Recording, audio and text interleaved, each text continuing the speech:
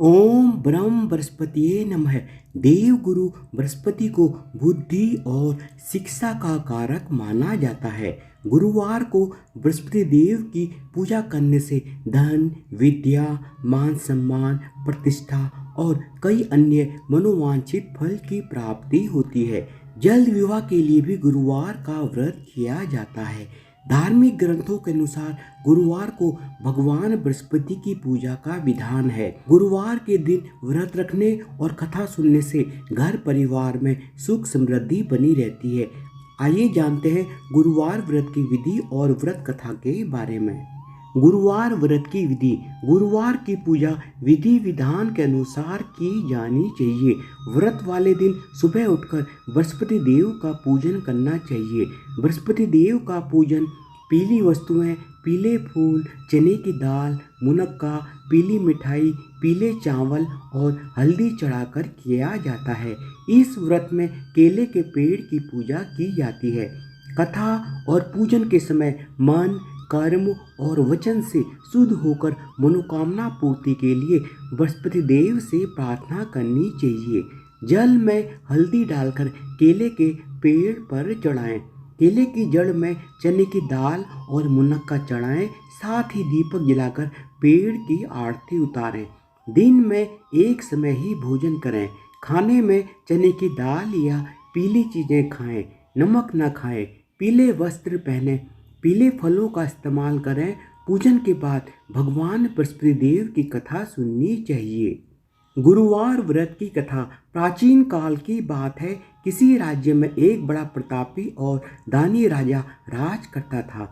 वह प्रत्येक गुरुवार को व्रत रखता एवं भूखे और गरीबों को दान देकर पुण्य प्राप्त करता था। परंतु यह बात उसकी रानी को बिल्कुल भी अच्छी नहीं लगती थी।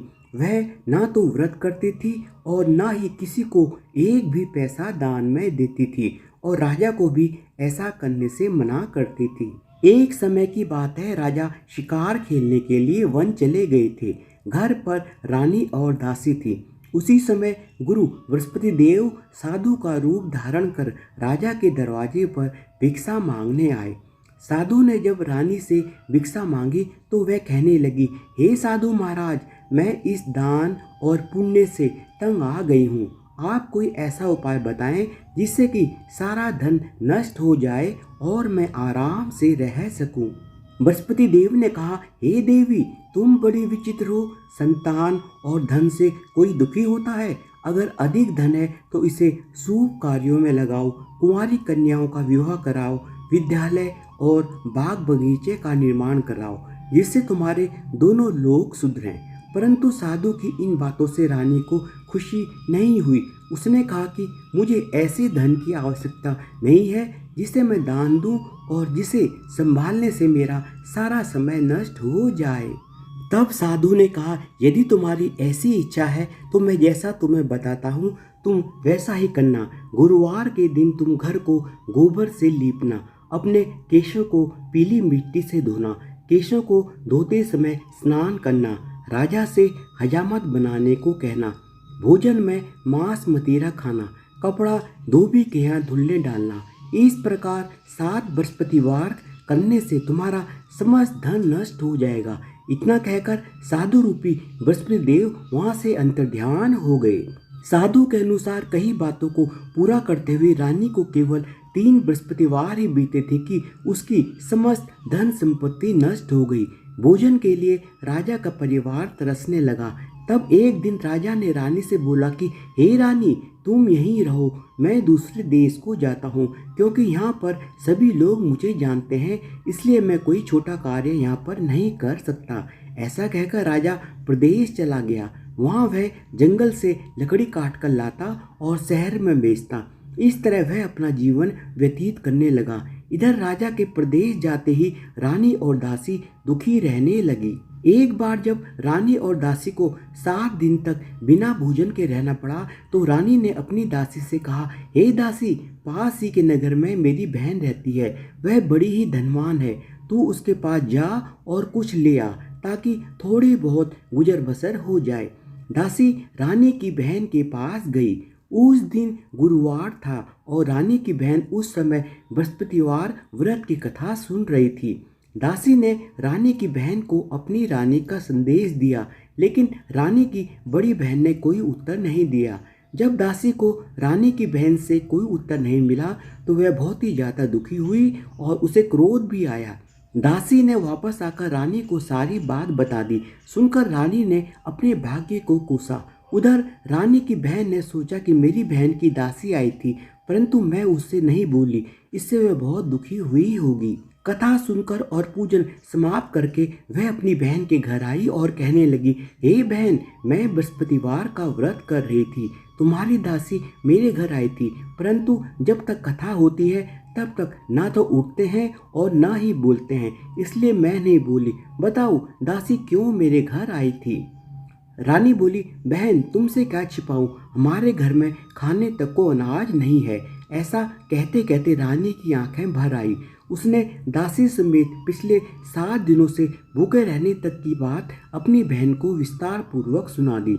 रानी की बहन बोली, देखो बहन, भगवान बृहस्पति देव सबकी मनोकामना को पूर्ण करते हैं। देखो शायद तुम्हारे घर में भी कहीं अनाज रखा हो।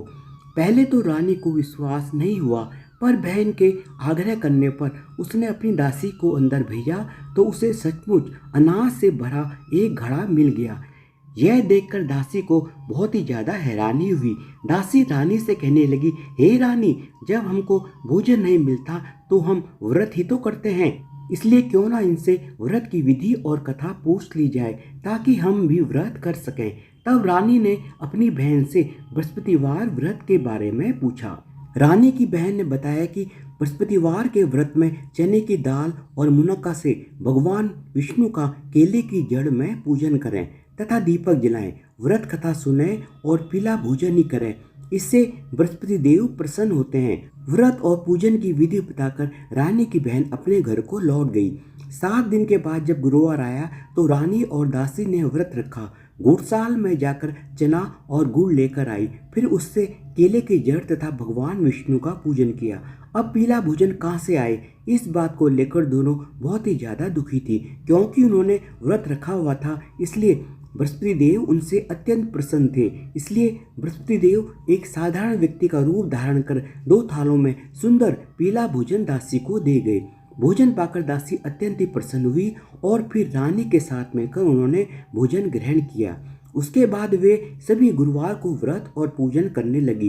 बृहस्पति भगवान की कृपा से उनके पास फिर से धन संपत्ति आ गई, परंतु रानी फिर से पहले की तरह ही आलस्य करने लगी।